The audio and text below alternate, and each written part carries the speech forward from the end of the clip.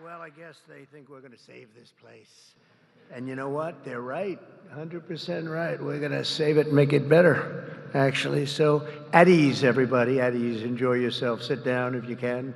If those are chairs. Yeah, they are, in a sense.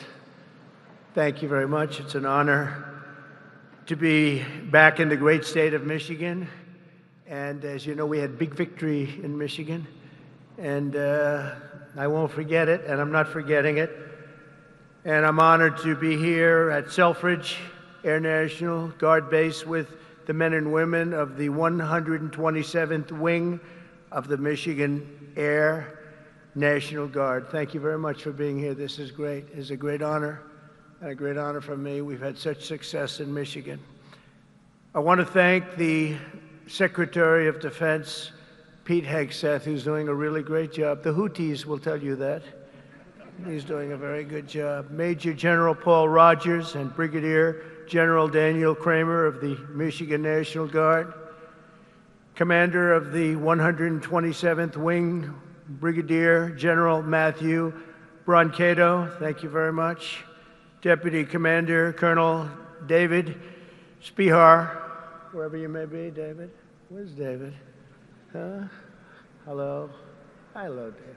Where the hell are you, David? Oh, hello, David. Thank you very much. He's like the quiet type, right? But a killer, I hear. Command Chief Master Sergeant Bruce Hedrick. Bruce?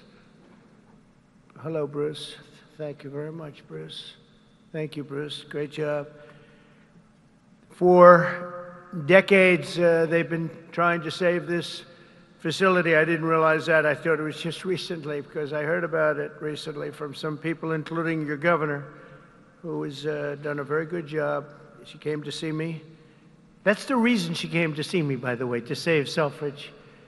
And she was very effective, along with some of the other politicians and some of the military people. They love this place. They love what it stands for, all the victories they've had here over the years. So I want to thank Governor Gretchen Whitmer for bringing it also to our attention very strongly.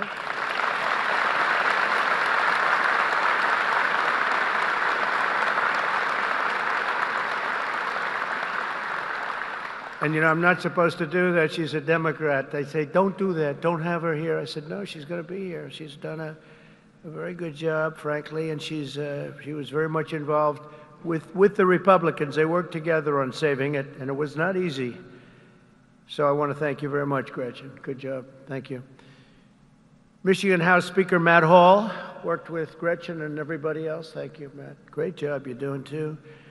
John James, as you know, is right now working on the great, big, beautiful deal. I said, do me a favor, John, just stay back there and let's get your vote. Let's not worry about this today.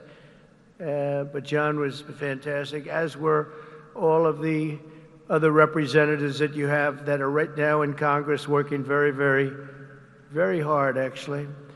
And Michigan Senate Republican leader Eric Nesbitt, thank you very much, Eric. Thank you very much. Great job. Done a great job. But I want to thank all of the people that I just mentioned, but in particular, you know, when I look at the House members, they have been calling me all the time, we got to get it done. And they worked along with Gretchen and some others. And you're going to be very happy with what I have to say right now.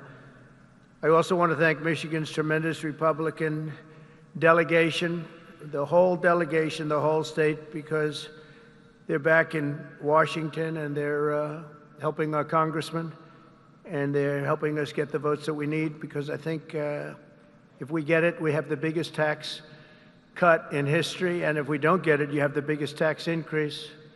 And for that, I will blame the Democrats, because we probably won't get any votes from Democrats. Not for any reason other than we're Republicans, and the Democrats tend not to vote anytime we vote. The whole thing is so crazy. But it'll be the biggest tax increase in history if we don't get it.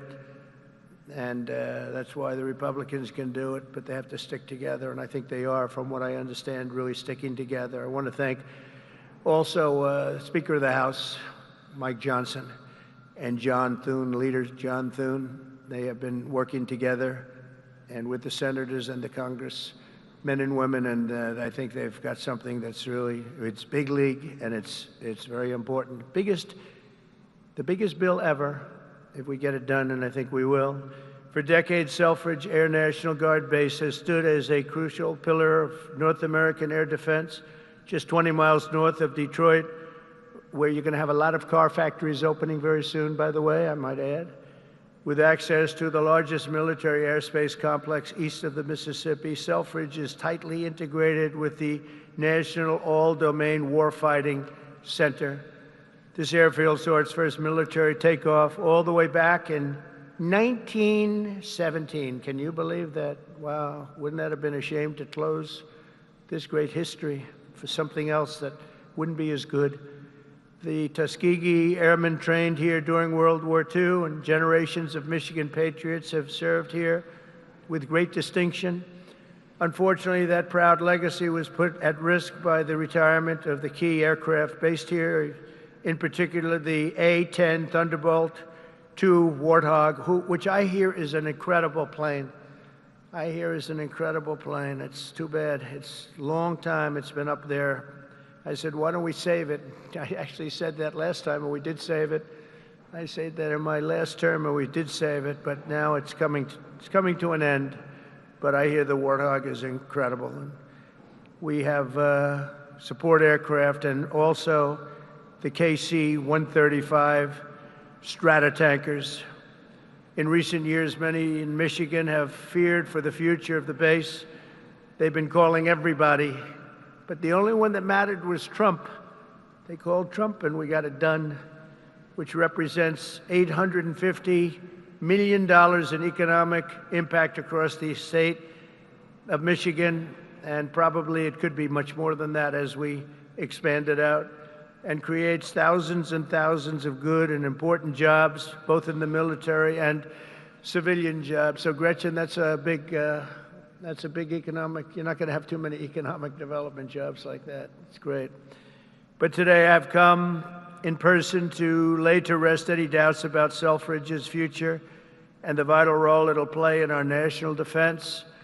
As Commander-in-Chief, I'm proud to announce that very soon we will replace the retiring A-10 Warthogs with 21 brand new F-15EX Eagle II fighter jets, the best in the world, fresh off the line.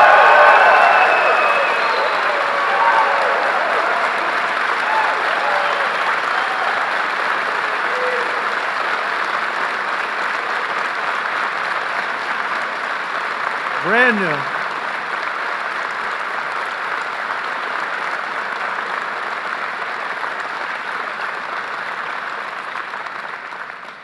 And they have an expression, you know what that means, fresh off the line. That means they are brand new. They've never been anywhere. This is where they're going to be for a long time. And I saw one of them, it flew over my head, and I said, what the hell is that? That plane has serious power. So this is the best there is anywhere in the world, the F-15EX Eagle II. This will keep Selfridge at the cutting edge of Northern American air power. My administration will also continue with plans to replace the outgoing KC-135s and KC-46 Pegasus aircraft to continue that important refueling mission. And they'll be restocked with brand new top-of-the-line refuelers. For generations, the men and women of Selfridge have always been here, and they've always been for us. Whether you're Republican or you're Democrat, they've always been for us. They've been for America. And under the Trump administration, we're going to be there for you. The previous administration was willing to surrender Air National Guard fighter units across the country by retiring aircraft that were not being replaced. We are replacing. But under the Trump administration, we're correcting that injustice, and that starts right here in Michigan, where we have a big commitment to Michigan and to the state, even beyond this. This is an exciting time for the United States military. Since November, enlistment numbers for every branch of the armed forces have surged. Recruitment is now the highest it's been in 39 years. Now, if you remember that, you better hold on to those jobs or somebody will take them. Somebody will take those jobs so fast. Hold on to those jobs. Don't leave that job. Who would have thought? because prior to November 5th, which is Election Day, I was hearing that recruitment was so bad, it was so impossible, it was hard to get people. And this goes not only for the armed forces, for the police, for firemen. People are proud of our country again, big difference. But we had the worst numbers that we've ever had virtually. We couldn't get anybody, and now we're overstocked. We have waiting lists of people wanting to sign up and be with the military. They're proud of our country again. And I'll be supporting a record-setting $1 trillion investment in our national defense. We're going to go $1 trillion, the largest in the world, largest ever in our country, but no other country's invested that much. We have a $1 trillion budget for military this year, and we have tremendous plans, including increasing the scope of Selfridge. And I recently signed an order to begin construction of the Golden Dome missile defense shield to protect our homeland from missile attack. We're going to call it the Golden Dome. We had the Iron Dome, but somehow, Gretchen, Golden Dome sounds better to me. I don't know. Maybe it's not. What do you like better? Golden Dome or Iron Dome? What do you like better? Golden. Let's have a vote. Golden Dome. Oh, no, I think we're in trouble. Oh. How about the Iron Dome? Good. Keep it. That's good. Because we made all the changes already. It'll be a little bit. Even the renderings look very golden, look beautiful. No, it's going to be incredible. The latest and the greatest. A lot of it's going to be made in Michigan. A lot of it is going to be made the Golden Dome. You know, other countries have it. In particular, Israel has it, and we have a much more advanced, and theirs is very good. We helped do it. We did it. But we have an advanced version now that really is incredible what it does. We had a case study of 169. Out of 169, every one of them just shut down. And I think we're entitled to it, don't you? I think we're entitled to it as a country. America's military will soon be stronger and more powerful than ever before, and Selfridge Air National Guard base will remain at the center of the action. And I just want to say we're building some of the greatest submarines and various other ships, but submarines in particular, we have a monopoly on great submarines. We're building the greatest in the world, most powerful machine ever built. And we're doing some things that are just incredible. In one way, you hate to do it, but in another way, you really have no choice. And we're fighting very hard on the China front and the Russia front with Ukraine and what's happening in the Middle East, and a lot of good things. You're going to be hearing a lot of good things. It's a shame. When I left office not so long ago, we had no wars. We defeated ISIS in 3 weeks. It was supposed to take 5 years, they told me. Sir, it's going to take about 5 years. We did it in 3 weeks. Raising Cain, he's now your top, you know, he's your top person. He's the head of the Joint Chiefs. And I did that because he was the one. He said, sir, we can do it in 3 weeks. I said, 3 weeks? They told me 5 years. No, sir, you can do it in 3 weeks, sir.